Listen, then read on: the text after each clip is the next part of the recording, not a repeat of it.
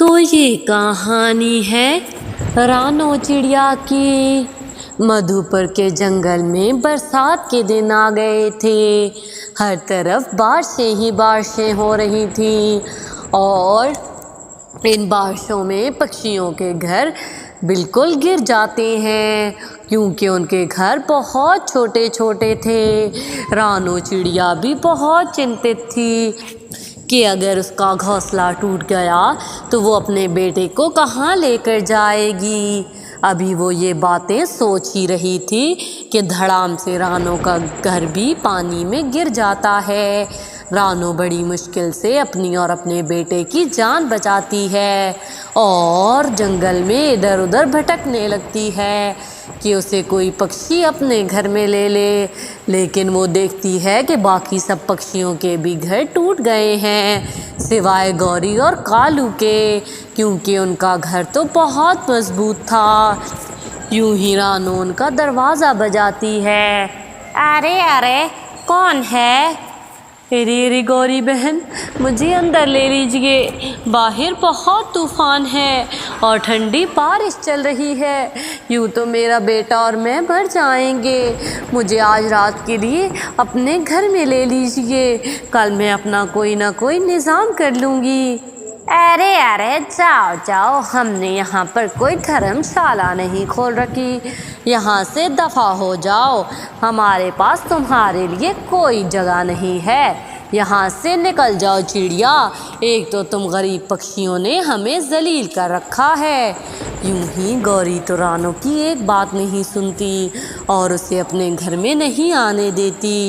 یوں ہی رانو جنگل میں اڑتے اڑتے جاتی ہے تو دیکھتی ہے کہ وہاں تو مٹھو طوطا اور سندری طوطی بھی بارش میں بیٹھے ہیں۔ ارے سندری، کیا تم لوگوں کا بھی گھر ٹوٹ گیا ہے؟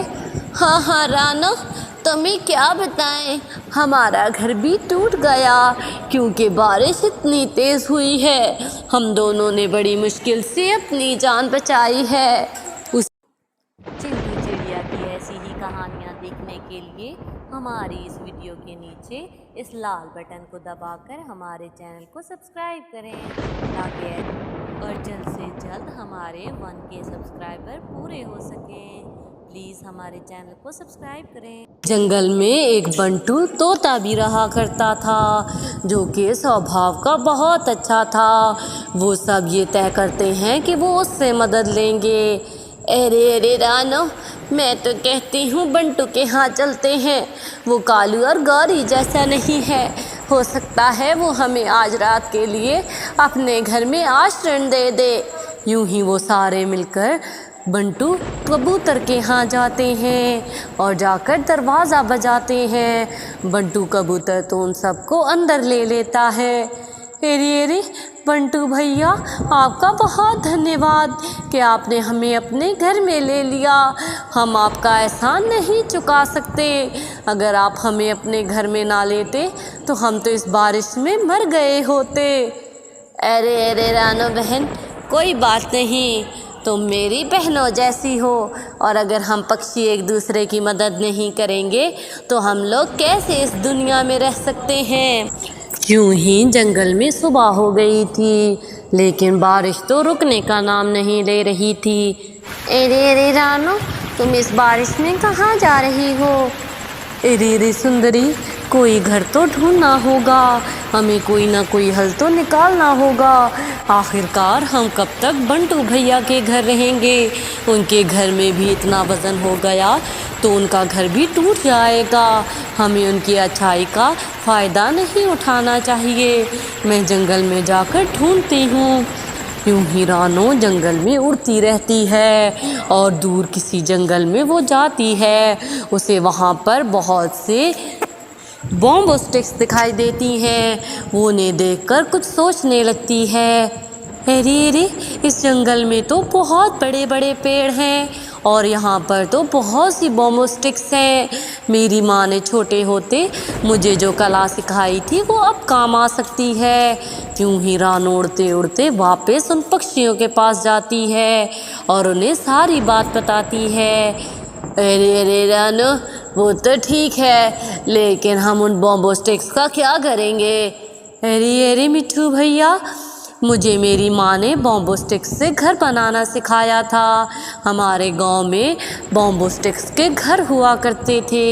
آپ چنتا مت کیجیے، اس جنگل میں بہت بڑے بڑے پیڑ ہیں۔ ہم پیڑوں کے اوپر بامبو سٹکس سے گھر بنا سکتے ہیں، جن کی وجہ سے بارش کا پانی بھی ہمارے گھروں میں نہیں آئے گا۔ یوں ہی سبھی پکشیوں کو اس کی تجویز اچھی لگتی ہے اور وہ سب اس کا ساتھ دینے کے لیے راضی ہو جاتے ہیں۔ دوسری طرف کالو اور گوری تو ان کا مذاق اڑا رہے تھے۔ ارے ارے گوری، کیا تمہیں پتہ ہے وہ سب اس پاگل چڑیا کے کہنے پر لگ کر بامبو سٹکس کے گھر بنانے والے ہیں؟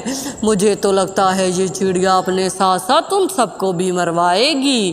یوں ہی چڑیا اپنے بیٹے کو بنٹو کے گھر چھوڑ کر سندری طوطی اور مٹھو کو لے کر اس جنگل میں چلی جاتی ہے اور دیکھتے ہی دیکھتے وہاں پر 3 گھر بنا دیتی ہے۔ یوں ہی ان کی کئی دنوں کی محنت رنگ لے آئی تھی۔ اب ان کے پاس ایک بہت اچھے گھر تھے جن کے ٹوٹنے کا کوئی خطرہ نہ تھا۔ یوں ہی وہ سب کے سب وہاں پر چلے جاتے ہیں۔ ایک گھر میں چڑیا خود اپنے بیٹے کے ساتھ رہتی ہے اور باقی 2 گھر ایک بنٹو اور دوسرا سندری طوطی اور مٹھو کو دے دیتی ہے۔ یوں وہ وہاں پر خوشی خوشی زندگی گزارنے لگتے ہیں۔ دوسری طرف اس جنگل میں تو باڑھ آ گئی تھی۔ باڑھ کی وجہ سے باقی سبھی گھر بھی ٹوٹ جاتے ہیں۔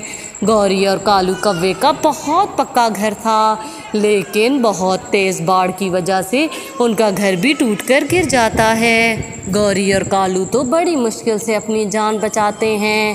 یوں ہی وہ دونوں اب رو رہے تھے کہ وہ آخر کہاں جائیں، کیونکہ جنگل میں تو ایک انہی کا گھر سلامت تھا جو کہ اب ٹوٹ چکا تھا۔ یوں ہی کالو اور گوری اڑتے اڑتے ہر طرف دیکھتے ہیں، لیکن انہیں رہنے کا کوئی ٹھکانہ نہیں ملتا۔ یوں ہی گوری کالو سے کہتی ہے، ارے ارے وہ چڑیا بہت اچھی ہے، میں تو کہتی ہوں ہم پشچم کی طرف جاتے ہیں، وہیں پر انہوں نے گھر بنا رکھے ہیں، وہاں پر وہ ہمیں کیا پتہ آشرن دے دیں۔ ارے ارے گوری، کیا تمہیں یاد نہیں ہے تم نے اس چڑیا کے ساتھ کیا کیا تھا؟ وہ ہمیں اپنے گھر میں بھلا کیوں لے گی؟ ارے ارے کالو جی، اس بارش میں بھیگنے سے اچھا ہے ہم وہاں چلے جائیں۔ یوں ہی وہ دونوں اس جنگل میں جاتے ہیں اور جا کر مٹھو طوطے کا دروازہ بجاتے ہیں، لیکن مٹھو اور سندری تو دروازہ نہیں کھولتے۔ ارے ارے مٹھو جی، دروازہ کھولنے کی کوئی ضرورت نہیں ہے، جب ہم پر مشکل وقت آیا تھا تو ہم نے کتنے دروازے بجائے تھے، لیکن اس گوری نے ایک بھی نہ سنی اور ہمیں بارش میں مرنے کے لیے چھوڑ دیا۔ خبردار جو آپ نے دروازہ کھولا۔ ارے ارے تو میں کون سا دروازہ کھولنے والا ہوں؟ اس وقت کالو کو بھی بہت زیادہ گرمی چڑھی ہوئی تھی، وہ بھی اتنی باتیں سنا رہا تھا۔ اگر ہم اس بارش میں مر گئے ہوتے تو ہماری موت کا ذمہ دار کون ہوتا؟ یوں ہی وہ دونوں تو دروازہ نہیں کھولتے۔ یوں ہی وہ بنٹو کے پاس جاتے ہیں، لیکن بنٹو تو سویا ہوا تھا۔ یوں ہی دروازے کے بجنے کی وجہ سے بنٹو کی آنکھ کھلتی ہے، لیکن بنٹو بھی دروازہ نہیں کھولتا کیونکہ وہ ان دونوں کی شفافیت سے اچھی طرح واقف تھا۔ یوں ہی وہ دونوں بھاگتے بھاگتے رانو کے پاس جاتے ہیں اور اس کا دروازہ بجاتے ہیں، اور رانو دروازہ کھول دیتی ہے اور انہیں اندر لے لیتی ہے۔